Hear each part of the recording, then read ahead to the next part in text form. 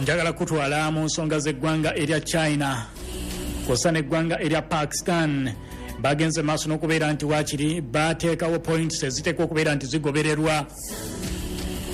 Ennaku z'omwezi zaali 31 omwezi ogwokusatu 2026.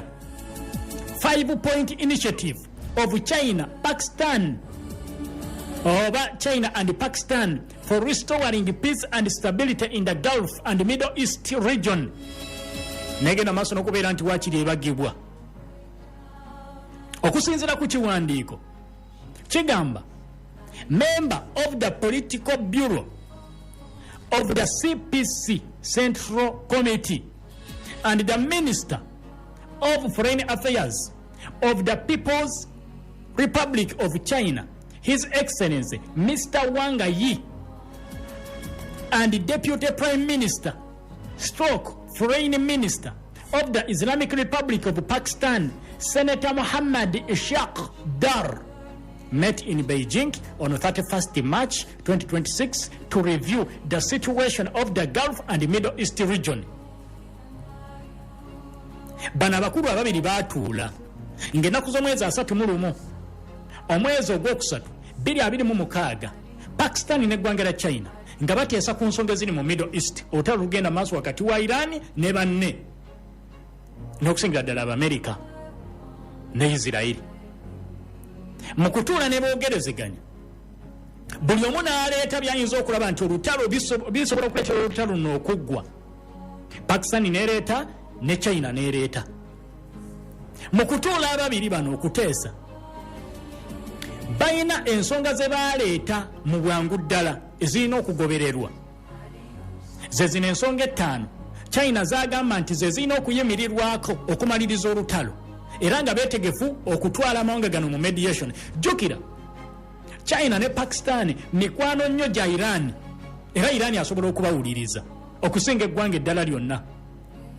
Asobola okuwuliriza Russia, asobola okuwuliriza Pakistan, asobola okuwuliriza eggwanga erya China. India asobola okwogera n'atawulirwa nnyo olw'enkolagana ye ne Israel, olw'enkolagana ye n'Abamerika n'ebirala. Fine ali mu BRICS naye ate Pakistan awulirwa olw'ebyo ebimu bye bakkiririzaamu n'eggwanga erya Iran. China mukwano gwatya nti amafuta agasinga aga Iran abadde agatunda China ebbanga lyonna, era mu kusobola okuddako China aba ateekwa kugula amafuta era sitiro mu ggwanga erya Iran. Mukwano gwe wa ku lusegere. Kaakati baaleese ensonga zino wammanga eseeko okugobererwa okumaliriza olutalo. Ekisookera ddala immediate cessation of hostilities, mu bwangu ddala okulwanagana kuyimirire.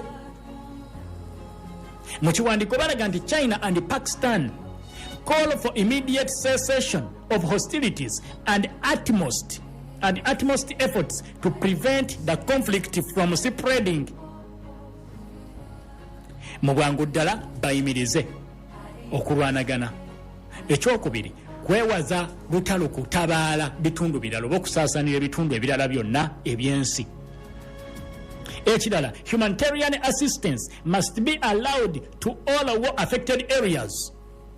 Mu bifo byonna byonna ebibaddemu olutalo, humanitarian assistance obuyambi bulina okubeera nti butuukayo. Bino tebaabireese ku lutalo lwa Iran lwokka, wabula boogera ne ku lutalo lugenda maaso munda mu ggwanga erya Lebanon, boogera ku lutalo lugenda maaso mu Gaza. Nti bw'otunuulira Cessation yaabwe boogera ku Gulf and the Middle East region. Kati China ayagala entalo zino zonna ezibadde zirwanibwa kumpi entalo 3 oba 4 zigende maaso n'okubeera zimalirizibwa omulundi gumu. Syria ebeere n'emirembe, eggwanga lya Lebanon babeere n'emirembe, Iran ebeere n'emirembe, Gaza babeere n'emirembe. Mu kuteesa baagala kuteesa ku ntalo zonna wamu, so si lwa Iran lwokka.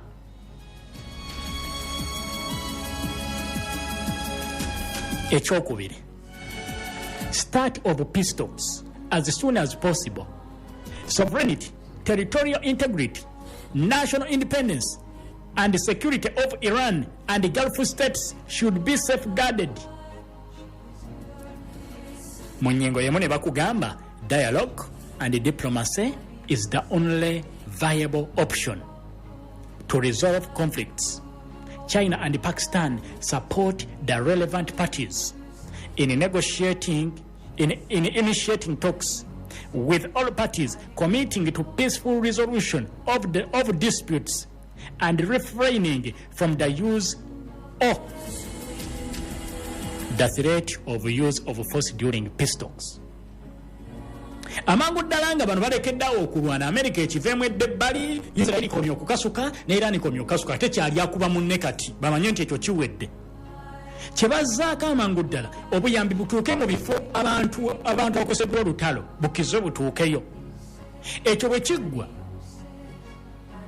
batuule ku mmeeza ebyo byonna bigenda kukolebwa nga tebannatuula batuule ku mmeeza okwogerezeganya obwetwaze bw'amawanga ebitundu ebyenjawulo national independence kosa ne security ey'eggwanga erya Iran n'amawanga agali mu galufu amalala biteekwa okubeera nti bikuumibwa butiribiri Iran nga aleme kuddamu kulumbibwa aleme kuddamu kusojjebwa olw'ebyo byakola mu ggwanga lye bamuleke yeetwale kubanga it's an independent country eggwanga eddala lireme kuddamu kusitula mutwe kuguyingiza mu nsonga za ggwanga lya Iran.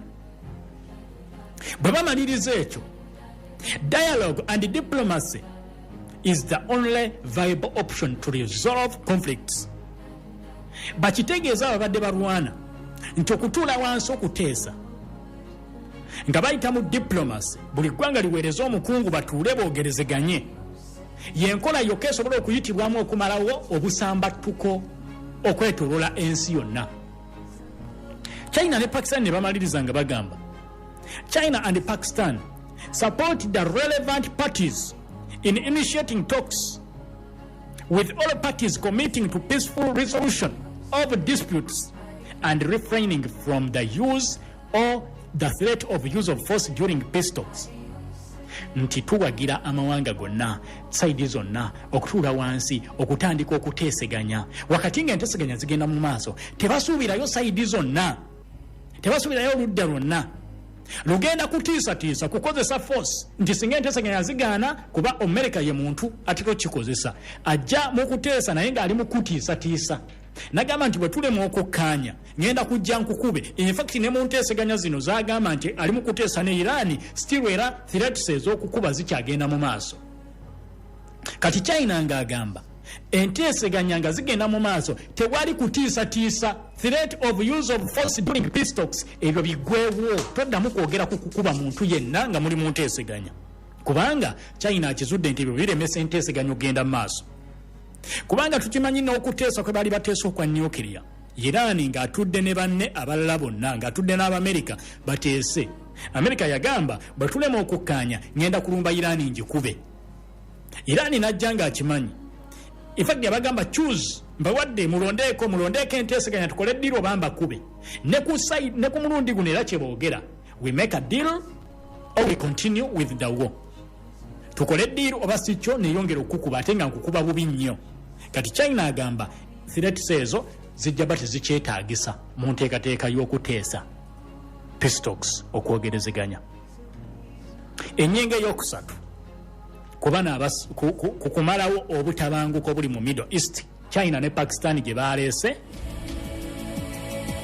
jjukira bano Pakistan Omumerika gwayisaamu ekiwandiiko era ne 15 points plan yagiyisa mu ggwanga lya Pakistan etuuka eri Iran kati Pakistan kino alina okikwata ate n'akiwa Abamerika nti kino kye twagala kitambulireko mu mediation bwe tuba bakubatuuza muteese. Namba 3 security of non-military targets. The principle of protecting civilians in military conflict should be observed. China and Pakistan call on parties to the conflict to immediately stop attacks on civilians and non-military targets and fully adhere to international humanitarian law, IHL, and stop attacking important infrastructure, including energy, desalination plants, and power facilities, and peaceful nuclear infrastructure such as nuclear power plants. Mu byonna byonna ebigenda maaso n'okubeera nti bikolebwa, China and Pakistan bagamba saidi zonna balina okomya okuba enfe ezitali z'amagye, non-military targets. Ebifo ebyo birina kukuumibwa bireme kkubwa, okuuma abantu ba bulijjo obutafiira mu lutalo. Tulaba Iran yokka efiiriddwa abantu kumpi 2,000 civilians. Okuuma abantu ba bulijjo obutafiirwa mu lutalo, obutakuba bifo ebyo. Ekirala, China and Pakistan basaba saidi zonna okubeera nti bayimiriza ennumba ku civilian infrastructures, non-military targets, kosa n'okugoberera etteeka ly'ensi yonna ligobererwe. Okoma okulumba emizimbo egigasa abantu bonna omuli energy, desalination plants, power facilities, peaceful nuclear infrastructures, kosa ne nuclear power plants. Enfo zonna ezikolebwamu nuclear ng'ayamba abantu ba bulijjo, masanyalaze, mazzi n'ebirala byonna birekerawo okubeera nti munda bikuba mu lutalo luno nga bagenda mu kuteesa. Namba 4, ennyingo ziri 5. Security of shipping lanes. The Strait of Hormuz, together with its adjacent waters, is an important global shipping route for goods and energy. China and Pakistan call on the parties to protect the security of ships and crew members stranded in the Strait of Hormuz, allow the early and safe passage of civilian and commercial ships, and restore normal passage through Strait of Hormuz as soon as possible. Bwemala okukkaanya ku biri byonna, ensonga eddako yakugula Strait of Hormuz, okutambuza ebyamaguzi kosa n'amafuta ne gas n'ebirala byonna nga biyita mu Strait of Hormuz. China ne Pakistan nga bagamba baagala saidi zonna ziprotectinge security ey'emmeeri eziyitawo, kosa ne bakuru members baleme funa buzibu, n'emmeeri eziri stranded mu Strait of Hormuz zikuumibwe tewabaawo azirumba, kosa n'okusobozesa early passage ey'abasiviliani abantu ba bulijjo ne commercial ships zitandika okubeera nti ziyitawo. Ekisemberayo ddala baze embeera mu nnomo, Strait of Hormuz eggulwe, emmeeri ziddemu zitambule nga bwe zaatambulanga. Ekisemberayo ddala, primacy of United Nations Charter, okusoosowaza United Nations Charter esoosowazibwe. China and Pakistan call for efforts to practice true multilateralism,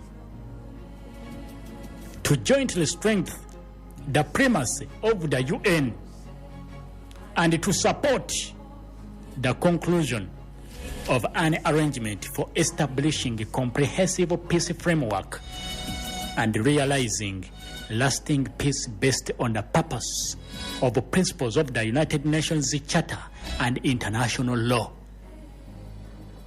Okuddamu okusoosowaza United Nations mu conflicts nti UN erina kubeera party mu nteekateeka ez'okuleeta emirembe mu region eno, nti amawanga mangi agalowooza nti go gali above United Nations era nga tebawuliriza. Jjukira United Nations zitegeeza nsi yonna amawanga nga geegasse, then a country just a member abeera atya nga asinga organization y'amaanyi.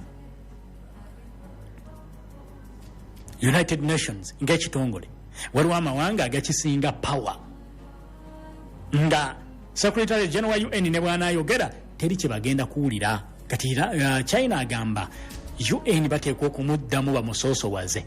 United Nations amawanga gagamba ki? Amawanga gawulirwe, amaloboozi gaabwe gawulirwe, n'okusupportinga arrangements zonna ez'okuleeta emirembe ne comprehensive peace framework eya UN esoosowazibwe okuleetawo emirembe egitagenda kukoma mu region.